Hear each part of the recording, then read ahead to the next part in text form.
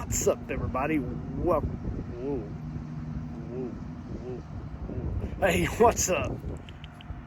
Welcome back to another episode of Back to the Cardboard. This is Shannon here, and yeah, I admit that title is a little clickbaity, but hey, it does have a purpose. It does have a purpose. So don't click off just yet. Please don't leave me, because I'm gonna need your guys' help. I was able to come across a super cheap 1953 Topps PSA graded Satchel Paige, and it's got me in a dilemma. That's the Godzilla versus Kong dilemma. So stay tuned, because we're going to talk about the man Satchel Paige and look at that 1953 Topps graded Satchel Paige. So let's do it.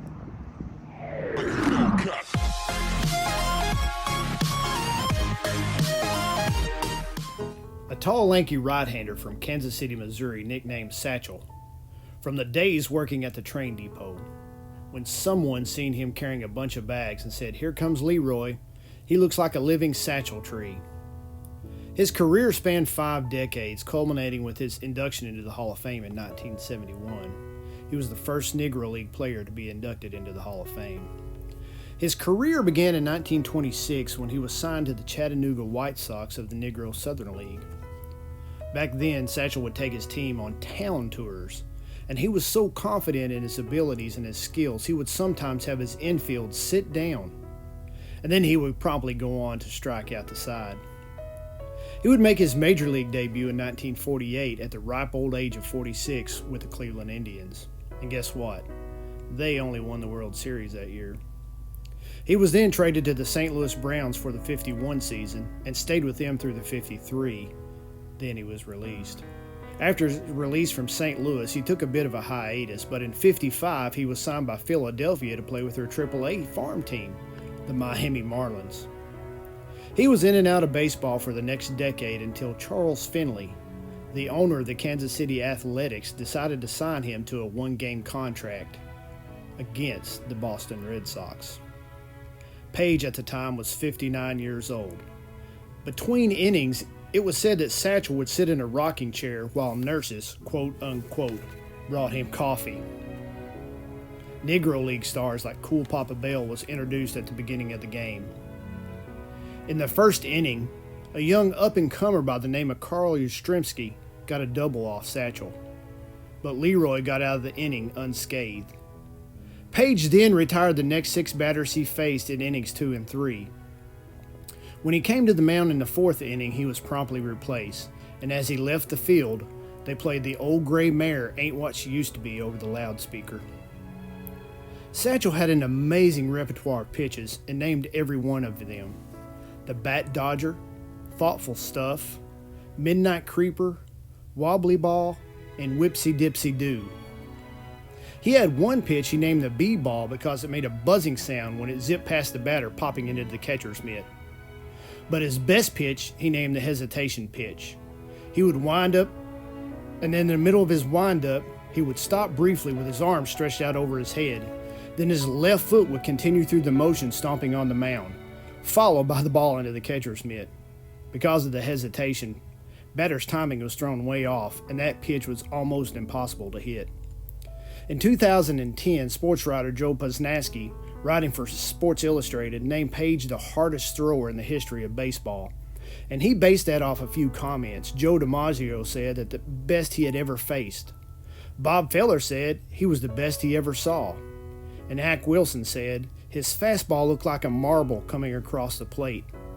Dizzy Dean said Paige's fastball made his look like a changeup. Because of Satchel's late start in the majors, he had 3 Player Day mainstream cards. The 1948 Leaf, which many consider to be the toughest post-war card in the hobby. There's 145 PSA graded, even one with the wrong back. A PSA 1 sold for $11,000 last year in November. In 2013, a PSA 8 sold for $89,000 at auction. His next card, the 1949 Bowman, has been 805 PSA graded of it. And currently, I think there's roughly 5 listed on eBay, and they range anywhere from PSA 4.5 or $4,600 to a PSA 8 listed at Buy It Now for $33,375. Okay, that brings me to the whole reason I'm doing this video. Here's the card I picked up. The card in question, 1953 Topps Satchel Paige. You can see, pretty well centered, great colors, beautiful card, great card, probably one of the hottest cards in the market, currently anyway. Been 3,000, over 3,000 of these graded no 10s and 8 and 9s, and then a plethora of all the other grades. But this is what I'm struggling with. This is my Godzilla versus Kong dilemma. Now hear me out. Most of us have this dilemma or face this dilemma once upon a time, or currently going through it, I guess. And it is the battle of, should I keep this card in my collection? Although it doesn't really fit in my PC, but it's such a great card. That's the Godzilla portion of it.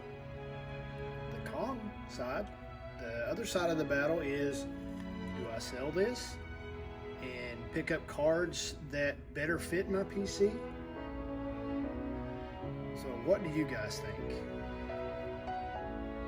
Okay, that's my dilemma.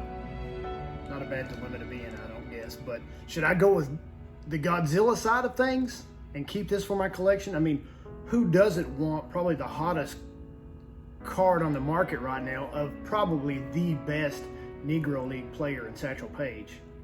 Or do I go with the Kong side of it? Do I sell this, which I know I'm going to make some money, do I sell this card to help finance cards for that fit a little better into my PC? And if you guys could help me out, I'd be real appreciative. Anyway, that's all I got, guys. I appreciate you guys for hanging with me. I hope you like this little video. Hope you like this card. But anyway, God bless you. God bless America. And until next time. Bye. Yeah.